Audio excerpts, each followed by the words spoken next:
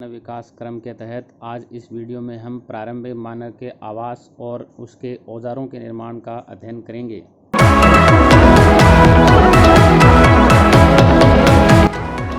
अब हम बात करते हैं जो प्रारंभिक मानव है उसके आवास की, कि उसका आवास यानी पेड़ों से वो कहाँ पहुंचा, गुफाओं पर, पेड़ों से गुफाओं में, और गुफाओं से वो कहाँ गया, खुले स्थलों पर।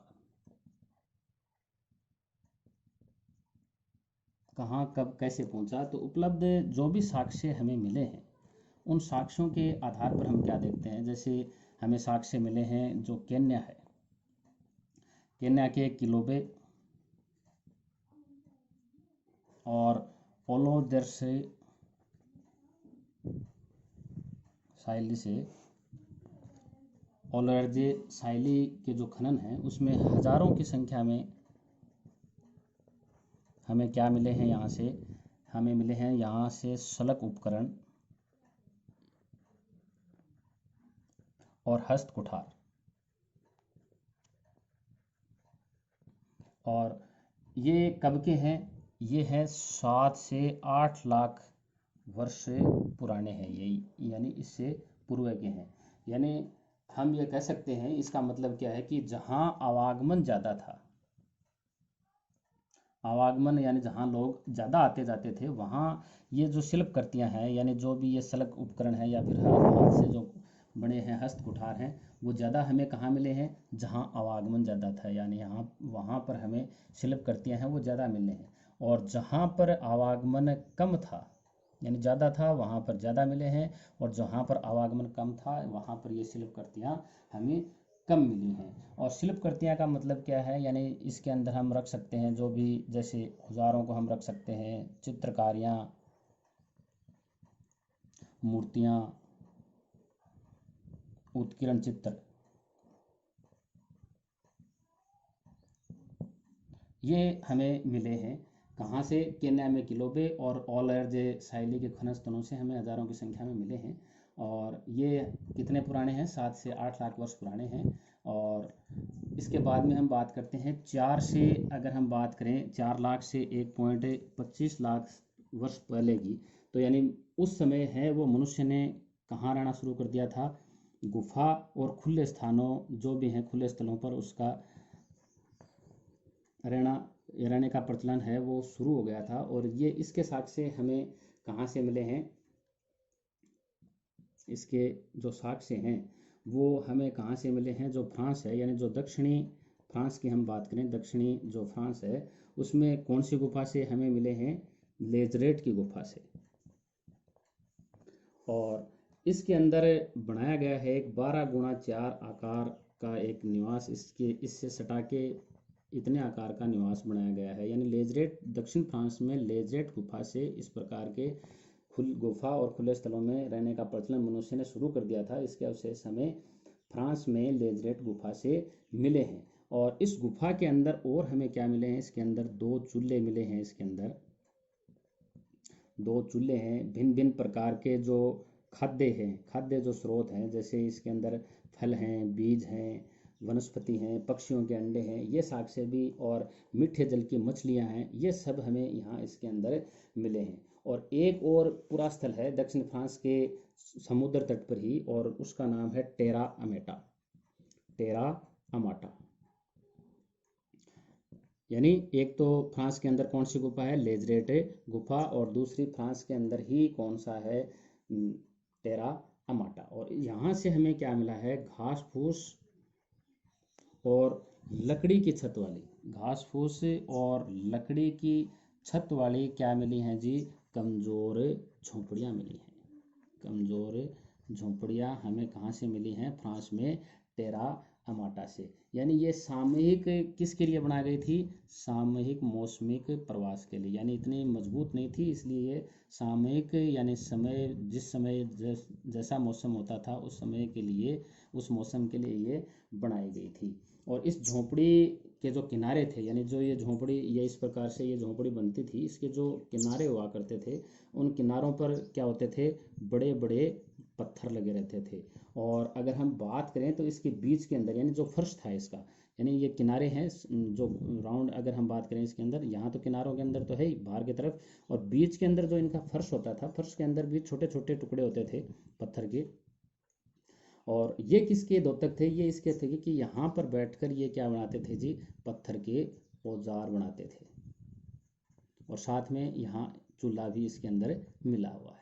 और अगली हम बात करें कि और हमें यहाँ इसके साक्ष्य कहाँ से मिले हैं, तो एक तो यह मिले हैं केन्या में चेसोवांजा से। केन्या में कहाँ से? चेसोवांजा से। और दूसरे मिले हैं दक्षिणी जो अफ्रीका है, दक्षिणी जो अफ्रीका है उसमें स्वार्ट क्रान से। स्वार्ट क्रान से हमें पत्थर के औजार तो मिले ही हैं, यानी जो पत्थर के औजार मिले हैं, और उन औजारों के साथ साथ हमें क्या मिले हैं? पत्थर के औजारों के साथ में आग में पकाई गई चिकनी मिट्टी और जली हुई हड्डियों के टुकड़े भी मिले हैं। यानी चिकनी मिट्टी आग में पकाई गई, आग में पकाई गई चिकनी मिट्टी और जली हुई हड्डी, जली हुई हड्डी के अवशेष मिले हैं, जो कितने पुराने हैं? 14 से 10 लाख वर्ष पुराने हैं।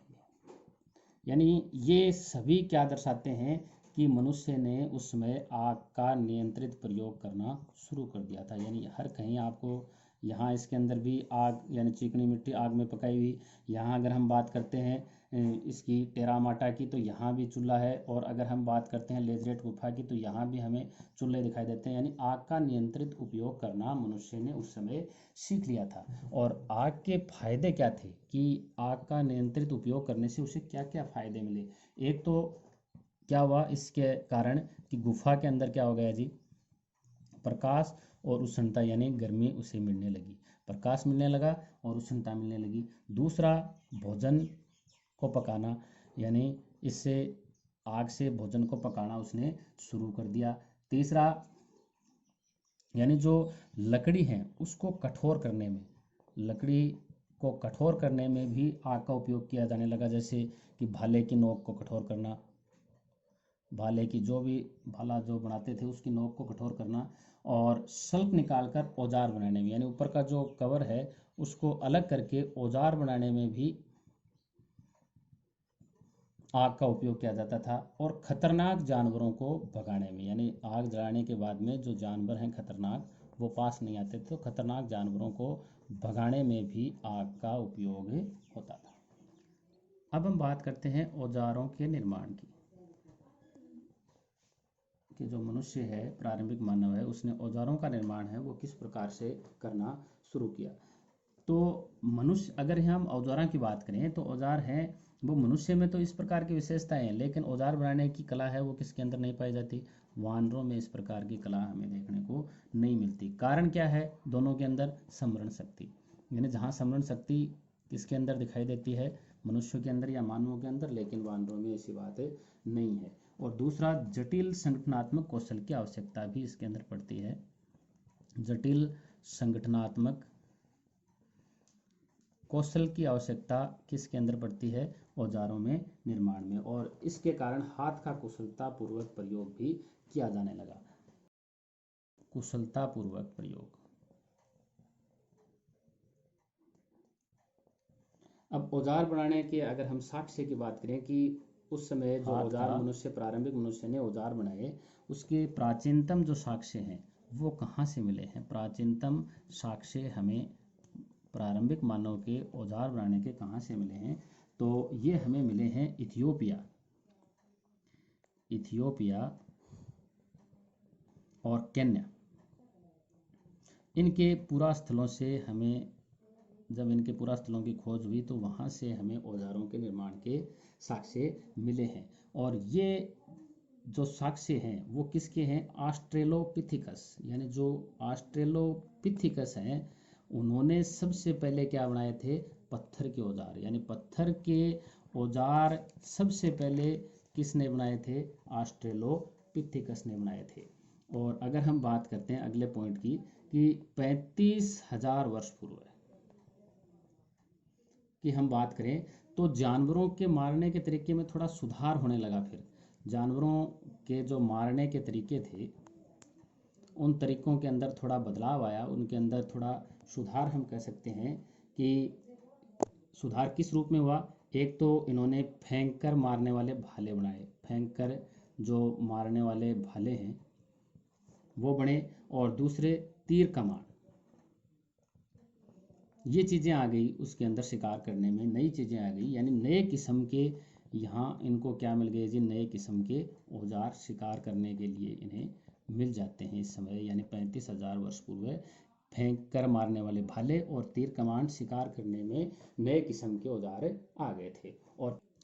और हम आगे बात करते हैं कि और परिवर्तन इसके अंदर फिर आगे क्या आते हैं कि जैसे जो समूरदार जानवरों, जो बड़े जानवर हैं उनको पकड़ना, उनको कैसे पकड़ा जाए इस प्रकार की, और उनके रोएदार जो खाल हैं उसका कपड़े की तरह, जो भी खाल हैं उसका कपड़े की तरह प्रयोग, रोएदार इनकी जो खाल होती थी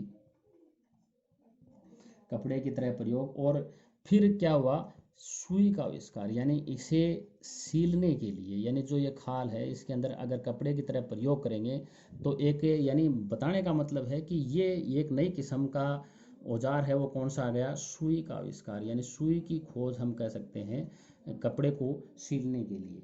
और सिले हुए कपड़ों की अगर हम बात करें कि इस प्रकार का जो साक्ष्य है सिले हुए कपड़ों का, सिले हुए कपड़ों का जो साक्ष्य है वो सबसे पुराना है। वो कितना है? 21,000 वर्ष पुराना है। यानी सुई की हम बात करें तो सुई की खोज हम 21,000 वर्ष पूर्व की मान सकते हैं। इसके अलावा अगर हम बात करें अगले जो उपकरण हैं, जैसे छेनी, या फिर हम बात करें छेनी को क्या कहते हैं? रुखानी। यानी छोटे छोटे औजार बनाने के लिए तकनीकी इन्होंने शुरू कर दी थी। और इन्होंने नुकीली जो ब्लेड हैं, नुकीले ब्लेडों से इन्होंने जो, यानी ये छेनी और रुखानी है, ये नुकीले ब्लेडें हैं, इनसे इन्होंने देखो कैसे हड्डी, हाथी दांत, सींग